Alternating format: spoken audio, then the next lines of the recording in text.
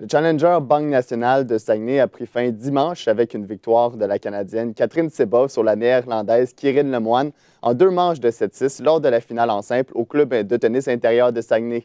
C'est maintenant l'heure des bilans pour le comité organisateur du tournoi. Je reçois sur ce plateau son président Jean Delisle. Bonjour, M. Delisle. Bonjour. Donc, tout d'abord, M. Delisle, est-ce que vous êtes satisfait de la semaine qui vient de se passer? Oui, très satisfait. On a eu du très, très bon tennis, c'est du haut calibre. On a eu des nouvelles joueuses qu'on ne connaissait pas. On a eu également beaucoup de monde. On veut toujours en avoir plus, mais il faut savoir se contenter. On a eu une très belle couverture également.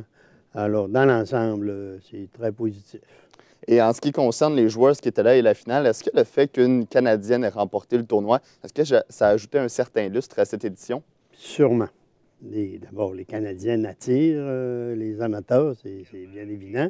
Et il y en avait plusieurs, il y en a 6 qui ont participé. Quelques autres également ont fait les qualifications. Sur les 6, il y en a 4 qui ont fait un bon bout de chemin, dont Andreescu. Il a perdu malheureusement en demi-finale. Elle était blessée au dos. 4 Canadiennes, c'est très bon. Et naturellement que le dessert, c'est Catherine Sebov qui a réussi à remporter la victoire. C'était la 2e Canadienne seulement à l'emporter après Rebecca Marino en 2010. Alors, il y a eu d'autres jeunes Canadiennes également qui promettent beaucoup. Il y en avait 4 en bas de 19 ans, à part Sebov et Andreescu. Il y a eu une jeune dénommée Buis, Jada Buis, très bonne. Alexandra Vagramov, 16 ans, 17 ans, qu'on va sûrement revoir ici. Et parlant de joueuses prometteuses, il y a certaines joueuses qui ont déjà gagné le Challenger Banque nationale de Saguenay qui sont devenues parmi l'élite du tennis féminin. On pense au Angélique Kerber, au Madison Keys. Est-ce que lors de ce tournoi-là, vous avez peut-être senti que vous avez vu une joueuse qui pourrait devenir peut-être une future Kerber ou une future Keys? Je souhaiterais que ce soit Andreescu ou Sebov ou une autre Canadienne, peut-être. Elles sont jeunes. Mais celle qui nous a peut-être le plus impressionné, c'est une jeune Ukrainienne de 15 ans. La Potskaya, là, c'est compliqué, j'aurais dû regarder avant, qui a joué du très fort tennis. Elle a perdu en quart de finale. Elle a failli gagner un match très serré. Une fille qui est bien bâtie, 6 pieds et quelques, gros service, très forte en fond de terrain. Je pense qu'on va entendre parler d'elle et qu'elle va monter assez rapidement. Et il y en a eu d'autres qui sont bonnes. Kyrine Lemoine, c'était très bonne. Il y avait quelques joueuses qui avaient plus d'expérience, comme elle, qui ont à peu près 26, 27 ans. Alors, c'est bon pour les jeunes de se frotter à des filles d'expérience. Alors, c'est le métier qui va rentrer de cette façon-là. Et on parlait des assistances un peu plus tôt dans l'entrevue. Est-ce que vous avez une idée de grandeur s'il y a eu plus de personnes qui ont assisté au Challenger Banque nationale cette année par rapport aux autres éditions? Je pense qu'il y en a eu autant.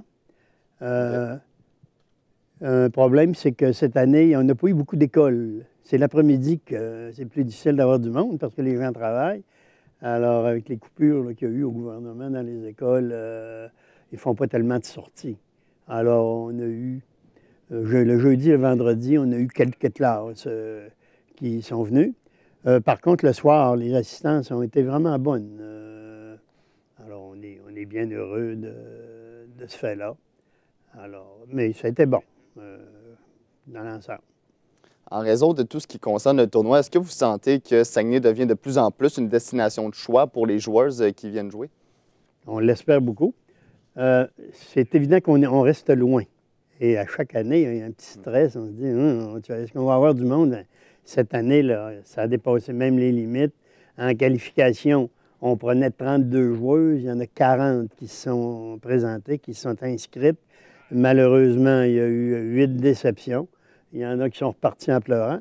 Et les filles viennent de loin très souvent. Là. Tu peux venir d'Europe et puis tu prends une chance.